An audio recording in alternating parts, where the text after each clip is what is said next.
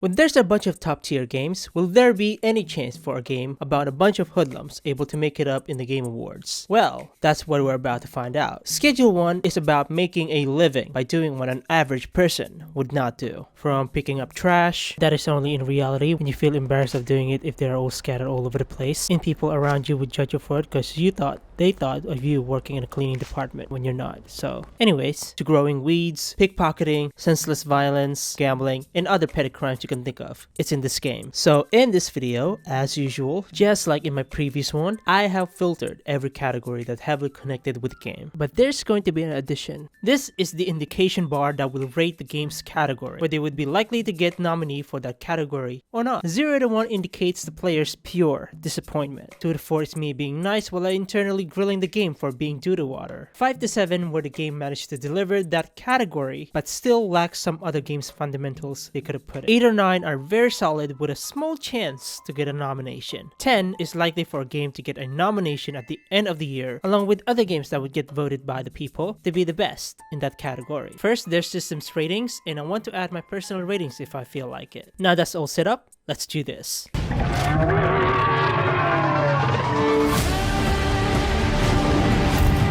Now, when it comes to art direction, every game will be rated on how it looks artistically, which would determine the game's impression on people. Considering how simplistic the game looks, I doubt it will ever make it to the nominee for art direction. Thus, it rates about 4 out of 10 at best. However, despite its low score, the simple game design makes it easier for players, whether it's their kind of game or not, to not get overwhelmed or scare them on the first look. From the friendly looking task of the game's layout to the goofy designs of the people here. Because the idea of crime simulator can be pretty unsettling sometimes, especially if you've never seen the process of drug making, and then here we are in the game where it forces us to go ahead and cook some cocaine. Feels like this is something we shouldn't be doing. Our parents will be so proud of us. I mean, true, the game's process is no different than brewing potions in Minecraft. I personally rate it about 5 out of 10 because the comical design really balances how unserious the game is. Especially the characters is something you would definitely see at the clothing market with a font that says weed, feed, and sleep. Stoners are totally going to love that shirt. I've never attacked the settlement because of you. I'm with you. You brought them here. Now fight.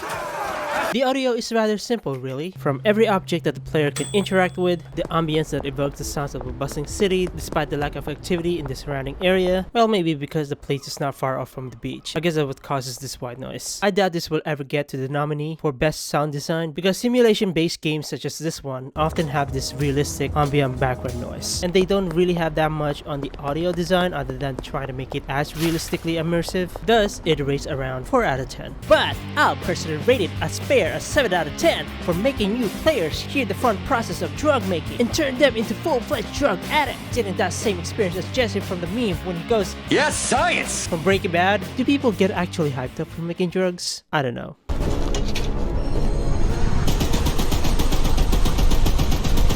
Best independent game. I'm going to include the best debut indie game as well because my thoughts will be similar to it. Now as for the developer name, TVGS. I'm gonna call them TVGs because it sounds easy. They made Schedule 1 as their first project, where it's all about the process of making drugs and sell them to the customers. Well, mostly in the game, with a sprinkle of comedic aspects of the people who consume your drugs getting to turn into different sentient beings, along with expanding the business, gambling, and making a lot of money from doing low-level crimes, which I rated at just 6 out of 10, but the enjoyment excels more when playing with friends, which brings us to...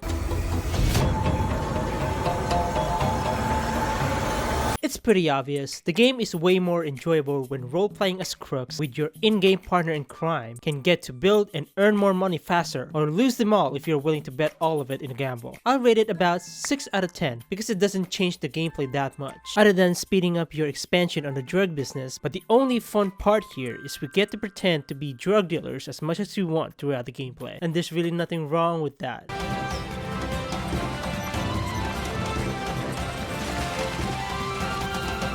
Schedule 1 only has these people you come across as guides where the game tells players where to go or what they have to do. Mostly the adventure part is where your partner in crime will have enough money to buy dope stuff like vehicles or a building. With barely any story going on and a limited area of the game currently having, thus it rates about 5 out of 10. I have a feeling in the future they'll expand this map and add more features to the game. So, we'll see. But despite that, the fun part of relocating and customizing your drug lab as if you're moving to a new place and placing them the way you want it can be really fun, especially when you already bought a house. For that alone, I want to give my personal rating about 7 out of 10. Now that we covered the game's ratings, let's move on to the unrated ones. These categories barely have anything to do with the game, but I would like to share some of my thoughts, and the rest are pretty much irrelevant, so ignore that.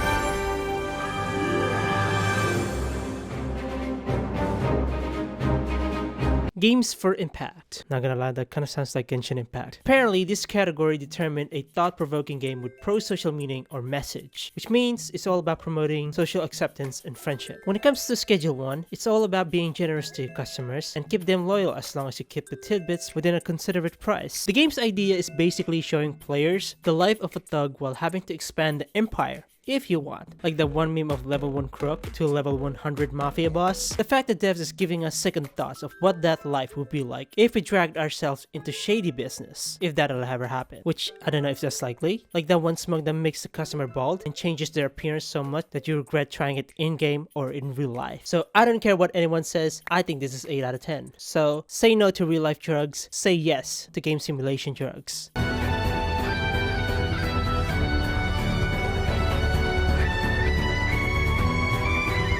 Score music. Even though it's a simulation game without any music apart from title menu, but can you imagine adding OST when you're about to cook something in your lab similar to Breaking Bad? That would be sick. Rope? Bombs? You want it? It's yours, my friend, as long as you have enough ruby. The game doesn't really have any voice lines other than the people here sounding like villagers from Minecraft. It's all just written dialogues, dude. But the real performance comes from the players role-playing as drug dealers, especially for someone who are clean their entire lives, and seeing them making drugs in a game is somehow pretty funny. Just so you know, I have never done drugs, and I'm pretty sure some people playing this are also the same. But now in this day and age where we have seen tons of media and other forms of stories where others do this kind of stuff, we untainted ones just couldn't help but play along with their own humor. At least that's what I think. So the fact that a lot of us who are untainted from doing drugs while playing this, something about that I just couldn't help but laugh. Is this an out-of-season April Fool's joke? The game has only started out, so I don't have much to say about how they handle their community, especially as the start of their indie game and studio. But with their game being viral right now, they're going to have to do whatever they can and make it as fun as possible within a few months before another game just on the horizon. And it's pretty much similar to this game, which I'm going to talk about later.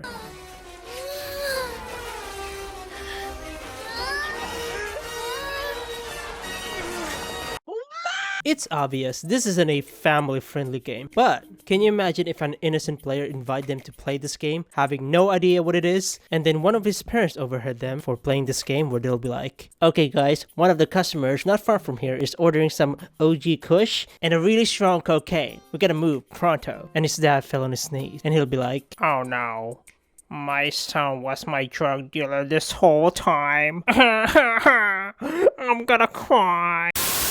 So that's all of it for the non-rated categories, and the rest are pretty much irrelevant. So the question now, will this game ever be in the Game of the Year awards?